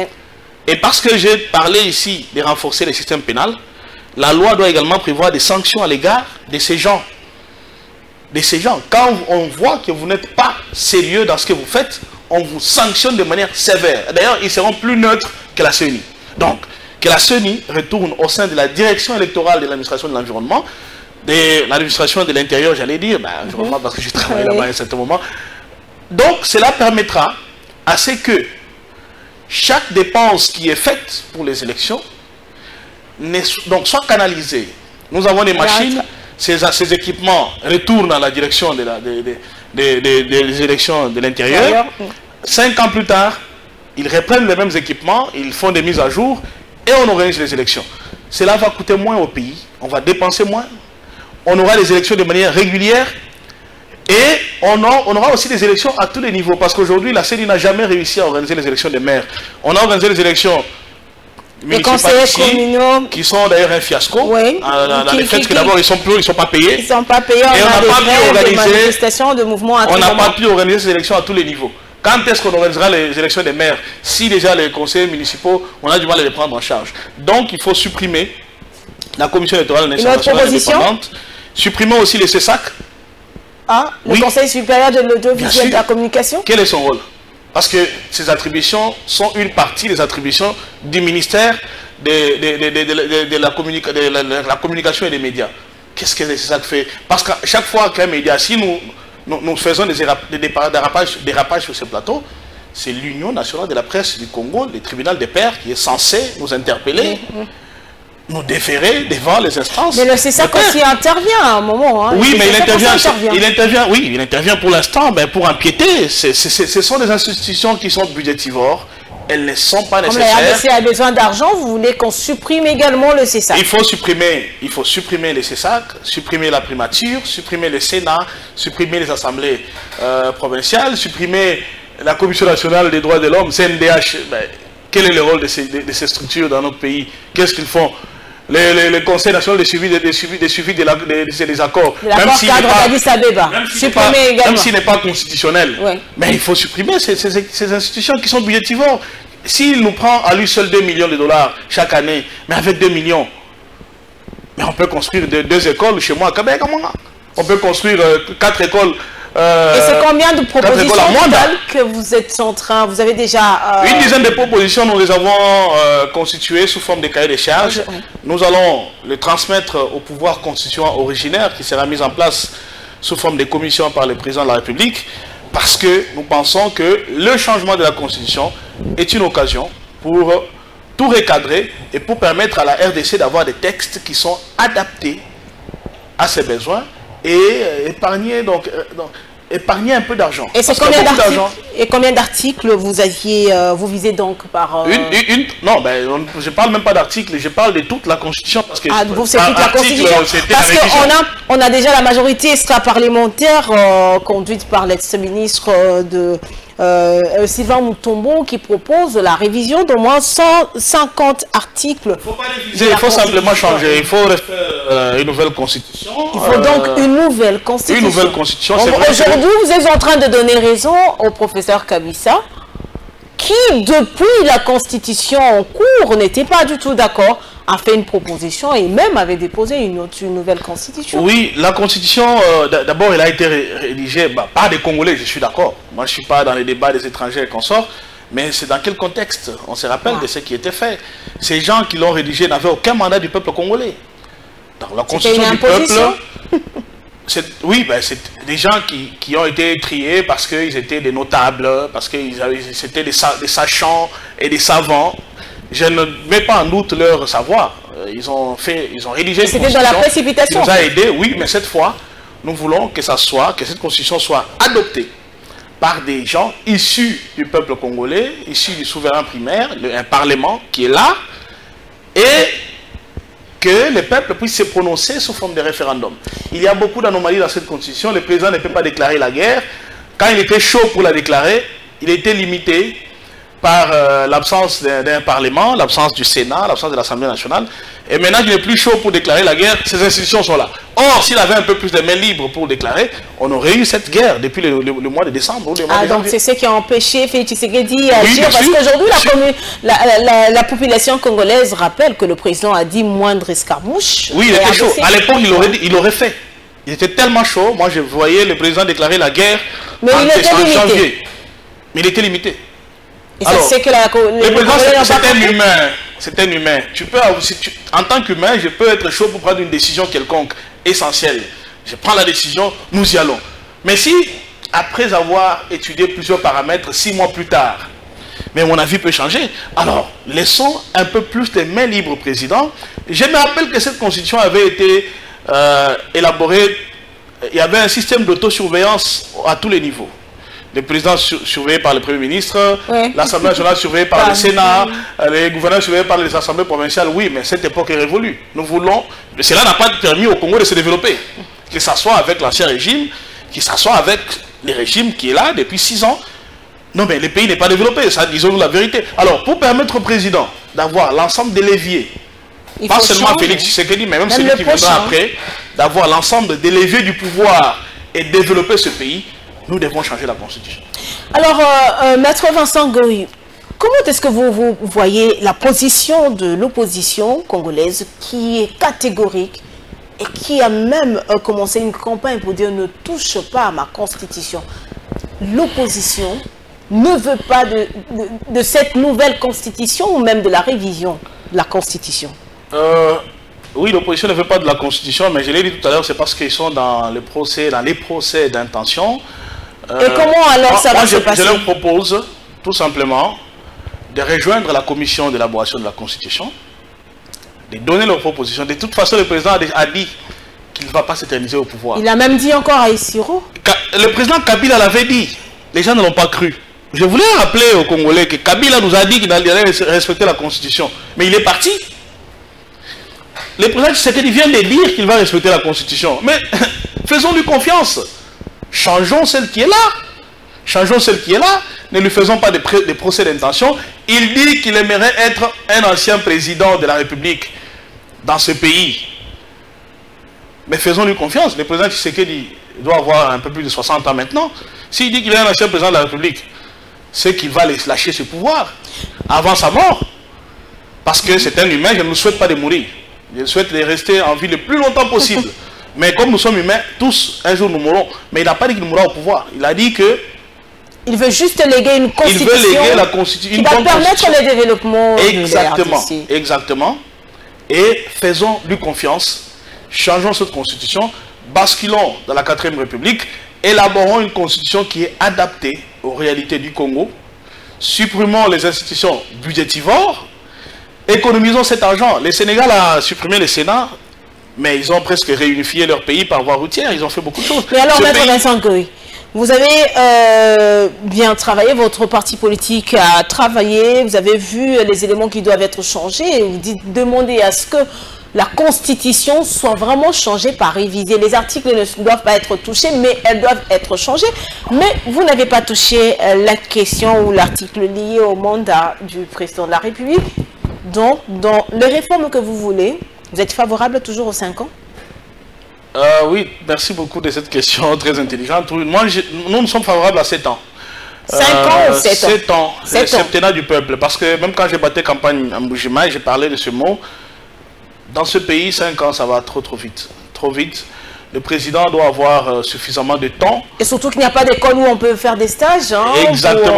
Pour être président. Et surtout que, oui, vous l'avez dit, pour l'instant, nous n'avons eu que des présidents qui n'ont pas été Premier ministre avant, qui n'ont pas été députés national. Non, Félix a été député national, je rectifie. Mais qui n'ont pas été ancrés vraiment dans la politique. Ancrés dans la politique, dans la présidence de la République, qui n'avaient pas l'ensemble des réalités du pays. Et Félix l'a même dit, hein, c'est en arrivant au pouvoir que j'ai compris les réalités. Étant donné que, pour l'instant, le pays est toujours confronté à ce problème d'avoir des présidents qui comprennent la réalité quand ils sont au pouvoir, tous. Non. Ça a été comme ça, je suis d'accord. Le président Kabila, le président Mobutu, le président Tshisekedi. Tous les nouveaux vont être gouverneurs aussi. Alors, maintenant, nous devons leur donner 7 ans. Comme ça, les 2 ans, ben, même si ce n'est pas un cadeau qu'on leur fait, mais ils ont suffisamment de temps pour très vite s'imprégner de la situation, poser des actions, et voilà, 7 ans renouvelables une seule fois. Donc, le président qui aurait 14 ans au pouvoir, et on l'oblige à ne trouver aucun prétexte pour prolonger ce mandat, et le problème est résolu. Mais on regarde un peu de la position de l'opposition congolaise et de toutes les actions que l'opposition est en train de projeter, être dans la rue, mobiliser pour barrer la route, à ce qu'il qualifie un peu comme un plan obscur hein, du président actuel, Félix Antoine Tshisekedi. Est-ce parti déjà pour une tension entre l'opposition? Et d'un côté, nous voyons l'Église qui n'est pas d'accord, nous voyons la société civile, notamment Maître Jean-Claude Katende, qui n'est pas également d'accord qu'on touche à la Constitution. J'ai dit que c'est parce qu'ils ont peur que le président... Vous l'avez dit, mais c'est parti quand même pour des tensions? Moi, je ne projette pas les tensions parce que les choses ont aussi suffisamment changé. En 2005, l'Église catholique n'a pas battu campagne pour la Constitution non plus. Tous ses opposants, tous, pour la plupart, à part une seule opposition qui tenait cette Constitution, celle du PPRD, eux, ils avaient cette Constitution en 2005. Mais tous les autres partis, ils étaient contre cette Constitution. Alors, qu'est-ce qui fait que par baguette ou par bâton magique, 18 ans plus tard, ils commencent à s'approprier la Constitution? Tout texte par la Bible peut être changé. La Constitution a été écrite par les hommes.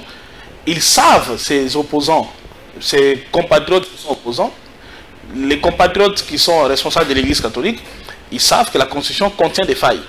Ils savent aussi qu'un jour, il faudra finir par évaluer cette Constitution. Alors, pourquoi ne veulent-ils pas que ça soit le président? Et la plupart étaient avec Joseph Kabila avant, donc ils étaient quand même favorables à la démarche. Hein. Ouais. En 2011, on a modifié cette Constitution alors que ça ne valait pas la peine. Donc, en 2011, ça ne valait pas la peine. Juste tourner la Constitution venait d'être adoptée il y avait 5 ans. Mais 2011 déjà, elle a été modifiée. Sans urgence.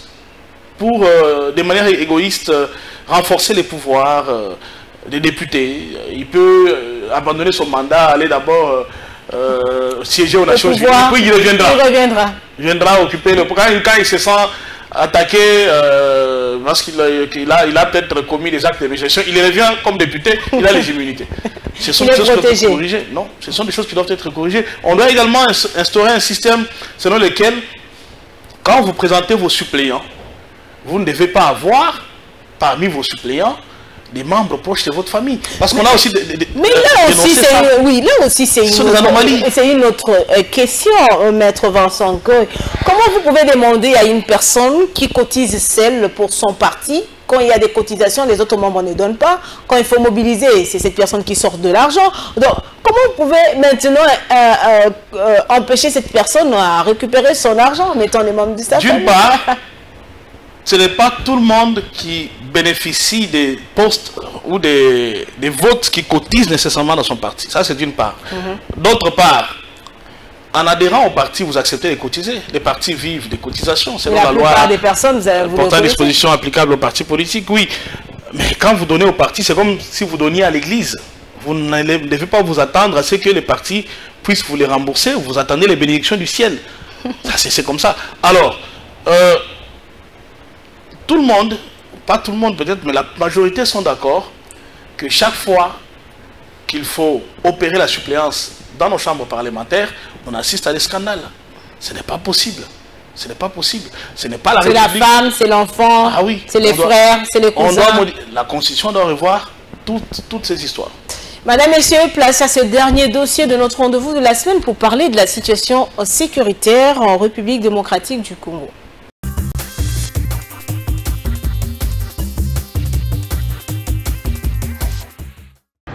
Aujourd'hui, je termine ma visite ici à Kigali, au Rwanda. Comme j'avais annoncé à mon départ de Kinshasa, j'étais venu ici pour la réunion du comité permanent du symposium des conférences épiscopales d'Afrique et de Madagascar, CHEA, dont je suis le président. Cette réunion qui a rassemblé tous les présidents des conférences régionales, l'Afrique est subdivisée en 8 régions, et le secrétariat, notre secrétariat qui est au Ghana, c'était justement pour évaluer la situation de l'Église en Afrique de façon globale. Nous avons procédé surtout à ce que nous appelons le paysage, l'analyse du paysage socio-pastoral en Afrique.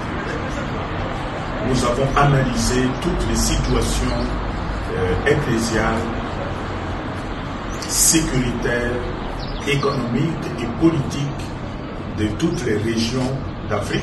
Un objectif principal de cette réunion à Kigali, c'était pour la préparation de l'assemblée plénière de l'ensemble de l'Église d'Afrique qui est projetée pour l'année prochaine ici à Kigali. Nous étions venus aussi avec tous les membres du comité permanent pour analyser, voir les réalités, si les conditions sont réunies pour cette réunion. À mon départ aujourd'hui de Kigali, je peux dire, tous les membres du comité permanent sont satisfaits des conditions qui nous ont été présentées. Le président de la République, chef de l'État, commandant suprême des forces armées congolaises, a tenu à avoir autour de sa table tous les responsables des services de sécurité des forces armées congolaises, accompagnés par le gouverneur de la province pour faire le tour d'horizon de la situation sécuritaire de la province du Tanganyika et de la ville de Kalemi principalement. Donc il a reçu les différents rapports, l'état de lieu sécuritaire, et à cette occasion il a aussi eu l'opportunité de faire des recommandations et de donner des instructions, parce que autour de la table il y avait aussi le vice-premier ministre, ministre de la Défense, et certaines instructions ont été données pour permettre à ce que les différents services se retrouvent des réponses à leurs préoccupations. Donc je crois que nos populations de la province du Tanganyika peuvent être davantage sécurisées au sortir de cette réunion.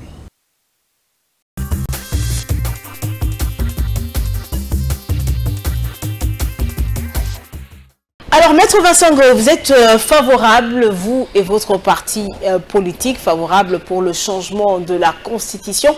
Alors, si déjà, en 2025, comme le président de la République a promis d'installer une commission qui va statuer sur cette question qui divise déjà les politiques en République démocratique du Congo. Alors, si déjà en 2025, il y a une nouvelle Constitution, qu'est-ce qui doit se passer? Félix Tshisekedi va continuer le mandat après 5 ans pour céder, ou c'est la nouvelle constitution qui sera en vigueur? Très bonne question, et merci pour cette question qui est très très importante.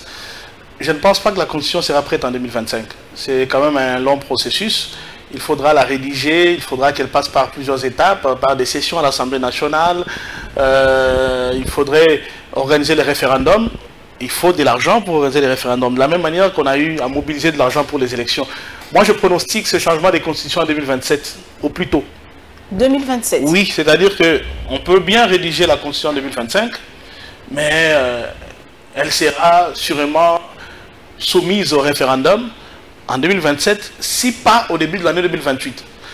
Et là encore, je réponds quand même à la question de savoir la situation dans laquelle on se retrouverait si la Constitution est adoptée par référendum avant la fin du mandat présidentiel. Oui, la Constitution disposera, elle, dans ses dispositions finales, que l'actuelle Constitution de 2006 resterait en vigueur jusqu'à une certaine date. Et je pense que le constituant originaire qui va rédiger cette Constitution va prévoir en sorte que la nouvelle Constitution rentre en vigueur le 1er janvier 2029. Je pense que ça sera comme ça. Vous ne trouvez pas que c'est là aussi la crainte de l'opposition? Parce que cette Constitution peut dire, ok, au lieu que Félix Tshisekedi aille s'y reposer comme dit Joseph Kabila Kabangé, donc il peut revenir encore dans la course, alors, la présidentielle. Déjà, s'ils disent qu'elle entre en vigueur en 2029, ça ne sera pas possible. Mais s'ils disent qu'elle entre en vigueur peut-être en 2028, vers le mois de juin, le président Félix Tshisekedi aura tout de même respecté les textes. C'est-à-dire qu'aujourd'hui, il ne peut briguer que 2 mandats.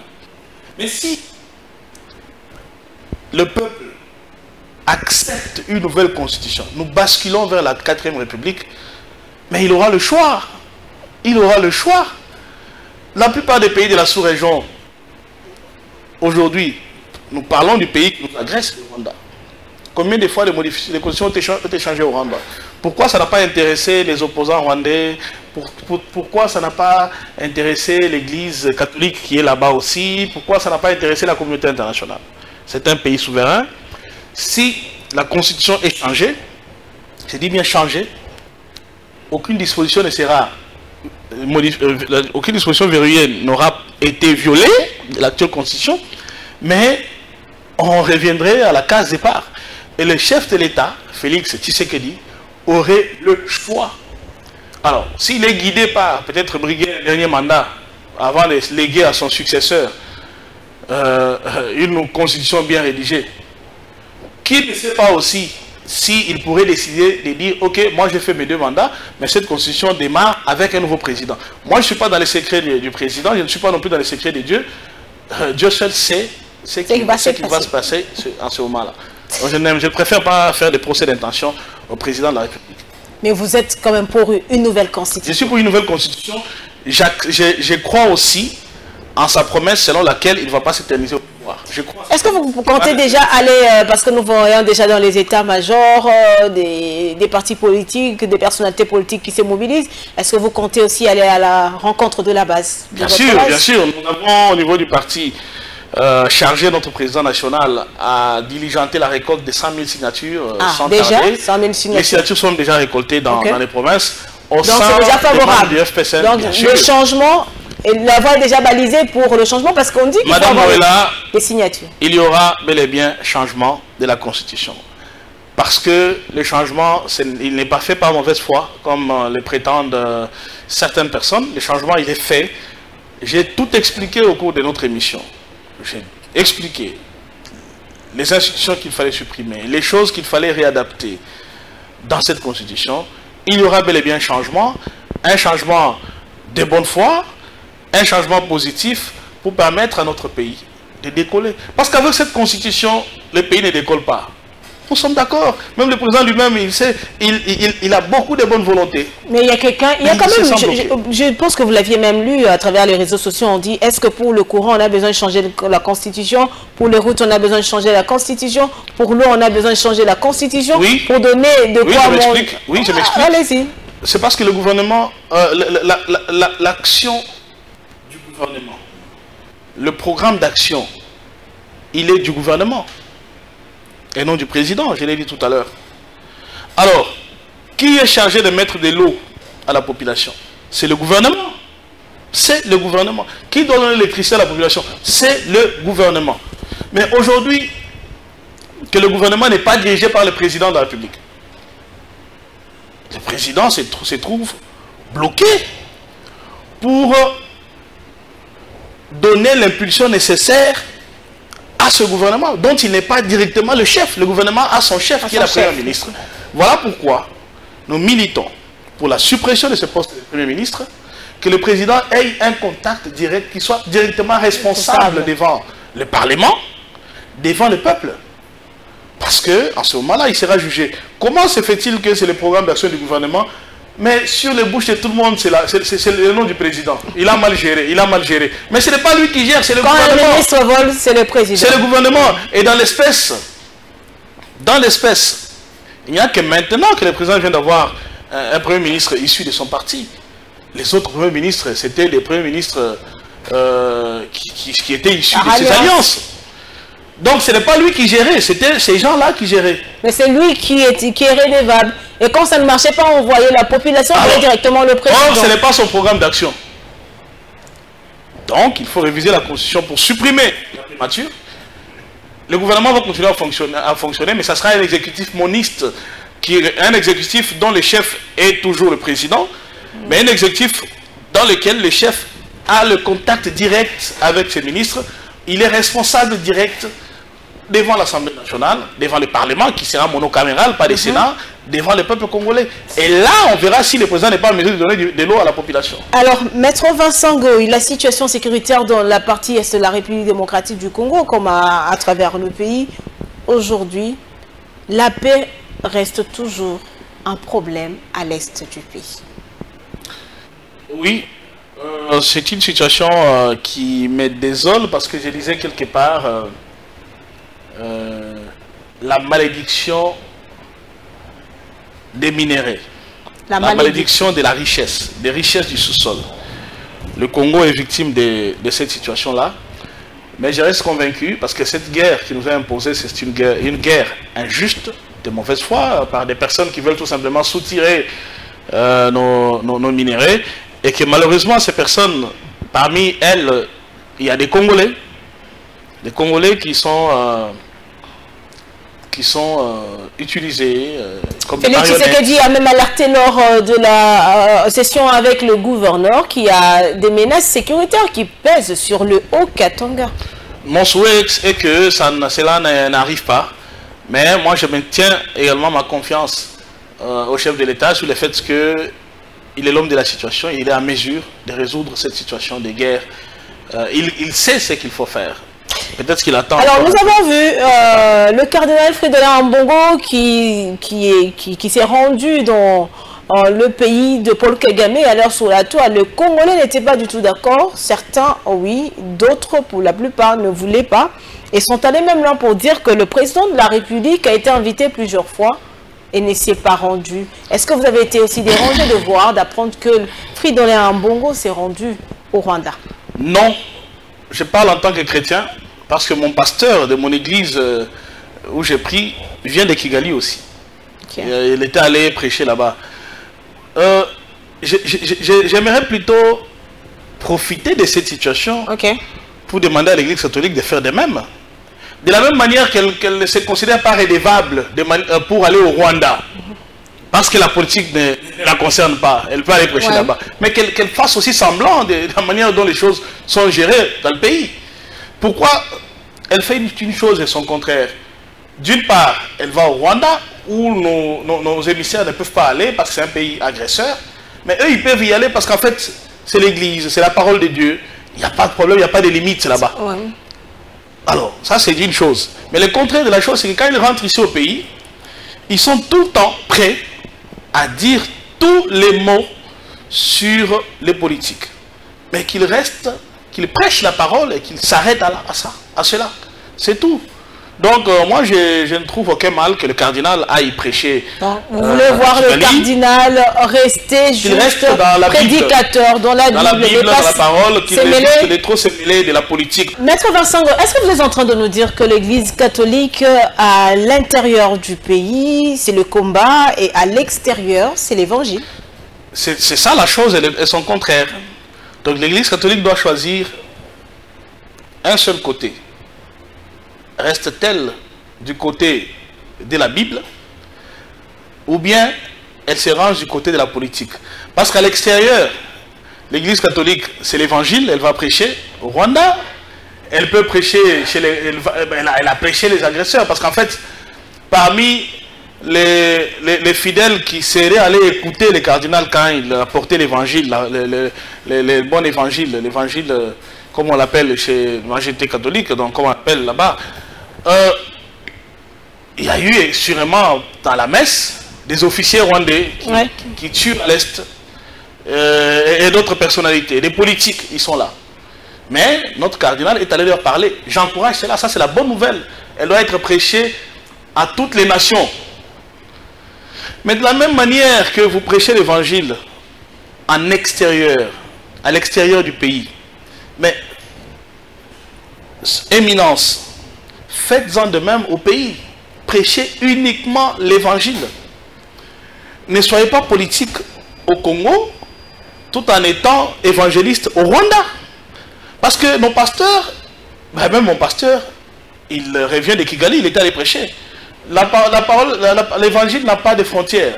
Il peut se prêcher partout. Mais aujourd'hui, l'inquiétude quand même de Congolais, c'est de voir que la plupart des pasteurs sont devenus de politiques qui s'arrêtent à dénoncer. Est-ce que c'est ça l'évangile que Christ a légué, ou c'est ce qui est dit dans les Saintes Écritures? Ce n'est pas ce qui est dit, parce qu'il faut faire la part des choses entre la politique et l'évangile. La politique et ces réalités qui sont totalement différentes des réalités de l'évangile. L'évangile, c'est la justice. L'évangile, c'est la justice. C'est la parole de Dieu. Mais la politique, ce n'est pas toujours la justice. Parce que parfois, vous devez faire l'injustice pour rendre justice à ceux qui en ont besoin. C'est ça la politique. C'est ça la politique. On n'est pas obligé d'être tout le temps cohérent. Nous sommes pratiquement à la fin, mais que dire aujourd'hui de ces hommes de Dieu en plein culte qui s'attaquent maintenant aux politiques, qui parlent de ce qui se passe, la mégestion en plein culte? vous en tant que chrétien? Pour moi, ce sont des choses à élaguer. C'est la responsabilité du ministre de la Justice, qui est l'autorité des tutelles des cultes en République démocratique du Congo. Oui, il doit interdire à nos évangélistes de parler politique devant les fidèles. Parce que ceux qui viennent écouter la parole de Dieu, ils ne sont pas seulement de l'opposition. Il y a des ministres parfois qui vont écouter la parole de Dieu, des membres du gouvernement, le président lui-même, c'est un chrétien, il a son église, mais quand il va là-bas, quand tu les critiques, ben, il se fait se sentir gêné. Donc c'est une question qui doit être réglementée par le ministère de la Justice, qui doit interdire formellement au ministre des cultes de parler politique devant la chaire. Alors, Maître Vincent Goyo, c'est pratiquement la fin de ce numéro d'Info 7 qui a eu le plaisir de vous recevoir. Alors, dites-nous quand même, on vous a vu à un moment, vous étiez aux côtés de Alphonse Ngoï Kassangi, l'ancien gouverneur du Kasaï oriental et aujourd'hui sénateur. Quelles sont vos relations à ce jour? Très bonne relation. Le gouverneur Alphonse Ngoï Kassangi, on se parle quand on peut, mais à la suite de l'évolution des choses... Vous l'avez quand même lâché, vous l'avez quitté. Pas lâché, mais on a tous vu que on ne parlait plus le même langage professionnel, pas politique, mais professionnel. Et donc, on a été obligé chacun de faire son chemin, mais on garde de très bonnes relations familiales à ce jour. On peut s'appeler quand on veut. Alors, vous avez quelques minutes pour vous adresser à cette population qui a eu le plaisir de vous suivre aujourd'hui dans Info 7. Merci beaucoup de l'honneur que vous m'avez fait pour venir parler à vos téléspectateurs. Info 7, c'est une émission que je regarde chaque dimanche. Elle est très très bien présentée. Je voulais féliciter l'ensemble des techniciens, des directeurs des programmes et vous-même, Madame Noëlla, de Congo Web, qui est aussi un média que je regarde depuis très très longtemps et dont j'apprécie énormément la production. Et qu'est-ce que les Congolais peuvent retenir aujourd'hui de votre passage? Vous avez parlé de plusieurs choses. Qu'est-ce qu'ils peuvent retenir? Oui, ils peuvent retenir que je suis prêt, avec mon parti, le FPCN, à faire partie du pouvoir constituant originaire qui sera mis en place par le président de la République au sein de la commission. Et cette commission, nous avons apporté beaucoup de propositions ici. Nous avons dit par exemple qu'il fallait supprimer la CENI, remettre les élections au ministère de l'Intérieur, il fallait supprimer la primature, qu'on maintienne l'exécutif moniste, supprimer le Sénat parce qu'il fallait un parlement monocaméral. Le Sénat il est budgétivore et bien son impact dans l'adoption des lois, dans les contrôles du gouvernement n'est pas tout à fait significatif.